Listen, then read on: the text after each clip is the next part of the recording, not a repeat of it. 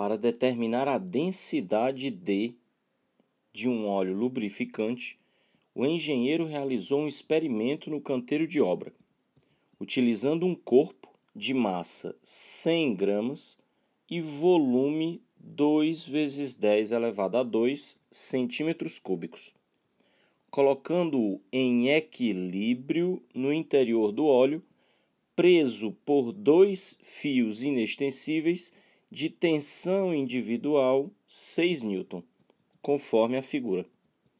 Considere a aceleração da gravidade 10 metros por segundo ao quadrado e assinale a opção que indica o valor encontrado pelo profissional no Sistema Internacional de Unidades.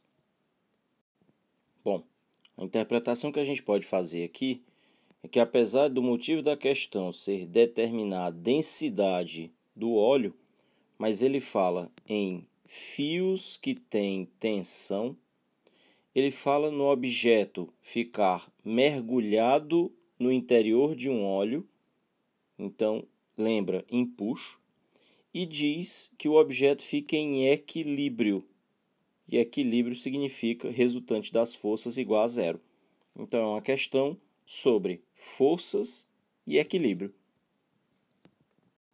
Ou seja, quando a soma vetorial de todas as forças gera uma resultante nula. Então já está aí o mote que a gente tem para resolver a questão. Primeiro encontrar todas as forças que atuam sobre o bloco, listando aí as tensões nos fios, o empuxo, e se a gente encontrar mais alguma, sabendo que a soma de todas essas forças tem que dar resultado zero para justificar o equilíbrio do corpo. Bom, lembrando que a primeira força que a gente desenha toda a vida é o peso, que o peso não tem como errar. O peso é sempre vertical para baixo. A gente já pode, inclusive, calcular o valor desse peso, já que peso é massa vezes gravidade. O texto informa que a massa é 100 gramas, o que significa 0,1 kg. Uma gravidade local, como a gente já está acostumado, 10 metros por segundo ao quadrado, o que significa dizer que o peso nesse caso vale 1 newton. Nós temos os 2 fios, onde cada um deles está submetido a uma tensão ou tração. Agora repara que a tensão não aparece nem na vertical nem na horizontal.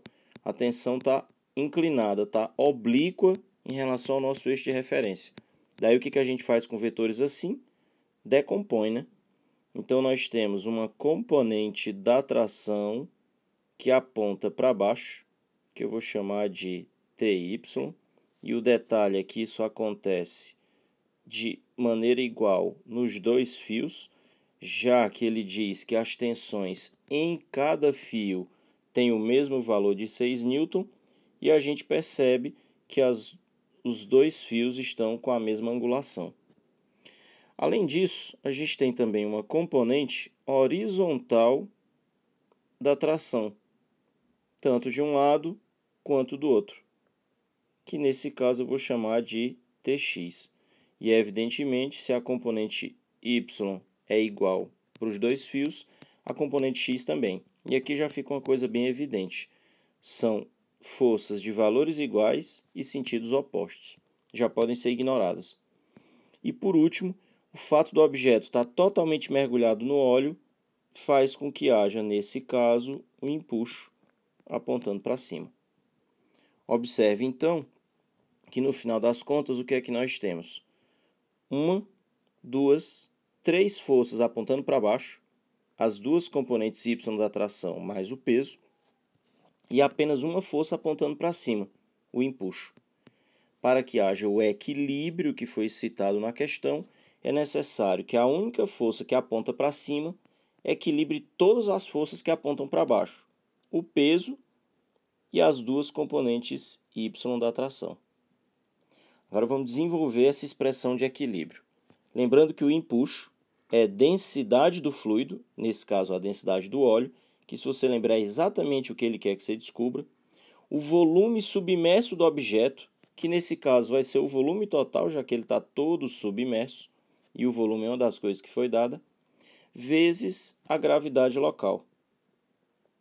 O peso, o valor nós inclusive já conhecemos, e a tração Y, percebendo que é uma componente adjacente ao ângulo, então ela vale T vezes cosseno de 60 graus. A componente adjacente é sempre cosseno. Então, a densidade é o que se quer descobrir. O volume foi dado como 2 vezes 10 a segunda centímetro. Aqui é preciso a gente tomar cuidado com a unidade de medida. Lembrando que cent é a centésima parte, então significaria 10 a menos 2, mas como nós estamos falando de volume, é elevado ao cubo. Então, isso significa 10 a menos 6 metro cúbico. Então, nós vamos ficar com um volume 2 vezes 10 a menos 4 metro cúbico. 2 vezes 10 a menos 4. A gravidade, 10. O peso, nós já havíamos calculado 1 newton. A tensão que foi dada no texto como sendo 6 newton. E o cosseno de 60, que a gente sabe que vale o seno de 30 e que no caso vale meio. Sendo assim, a gente já pode simplificar esse 2 com esse 2. E o que é que nós vamos obter no final da expressão? A densidade, 2 vezes o 10 a menos 4 com 10, que vai ficar 10 a menos 3.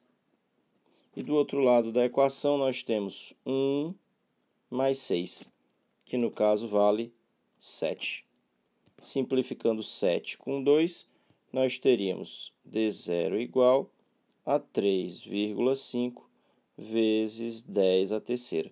E se a gente está trabalhando no sistema internacional, e se densidade é massa sobre volume, então isso vale quilogramas por metro cúbico. Sendo assim, uma densidade de 3,5 vezes 10 a terceira quilogramas por metro cúbico, que são as unidades do sistema internacional para massa e volume, nós ficaríamos com a resposta correta, alternativa C.